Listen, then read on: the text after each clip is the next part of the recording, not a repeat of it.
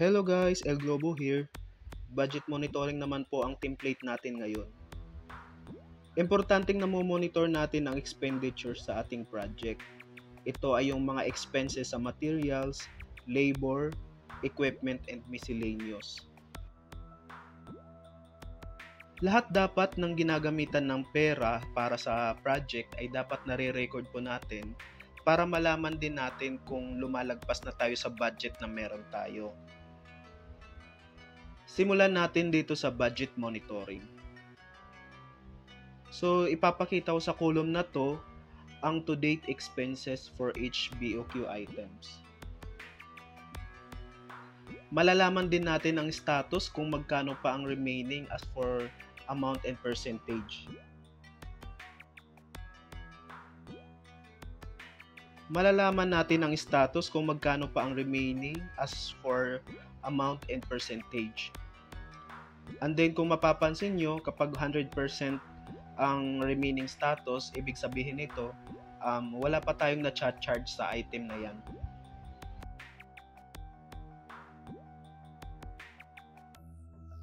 So, paano naman magkakaroon ng figures to?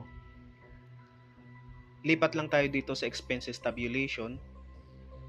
Dito, ilalagay natin ang details ng ginamitan natin ng pera. Mula sa date of purchase hanggang dito sa invoice number.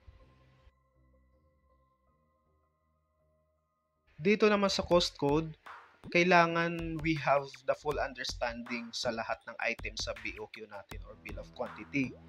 Dahil ang code na ilalagay natin ay ang BOQ items na makikita din sa budget monitoring. So ito yon, itong mga code. Let's have an example. So lalagyan lang natin ng mga expenditures itong expenses tabulation.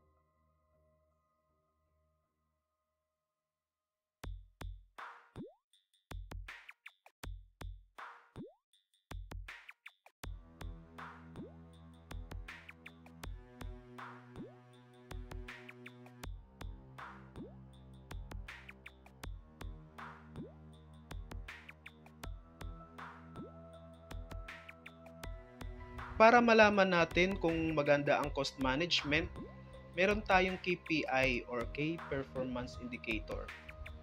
Bali sa table na to, dalawang data ang kailangan natin para magkaroon ng conclusion ang ating KPI, our expenses and accomplishment. Sa accomplishment, ilalagay lang natin dito ang to-date accomplishment and automatically magkakaroon na ng parehong data ang ating expenses and accomplishment as amounts.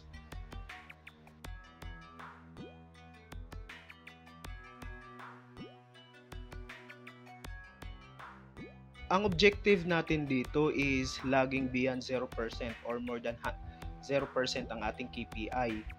However, kapag hindi, ganito natin siya i-describe ang status ng project cost. If equals or greater than 0%, maganda ang progress natin. Meaning, mas maganda kapag beyond ang na-accomplish natin kaysa sa ating expenses. And then, if less than 0%, ang expenditure is hindi siya nag-a-align doon sa ating cost plan. Ito naman yung risk kapag yung negative is more than 10% na. So you might just need to rehash or recalibrate your budget. For example, kung may nasisave pa kayo dun sa ibang item, pwede natin siyang bawasan and then ililipat natin doon sa sa ibang item na paubos na yung budget. Ito naman yung high risk sa ating budget kapag ang negative is more than 20% na. Ibig sabihin lamang nito, malulugi na ang ating budget and there might have some mistakes nung ginawa natin ng budget.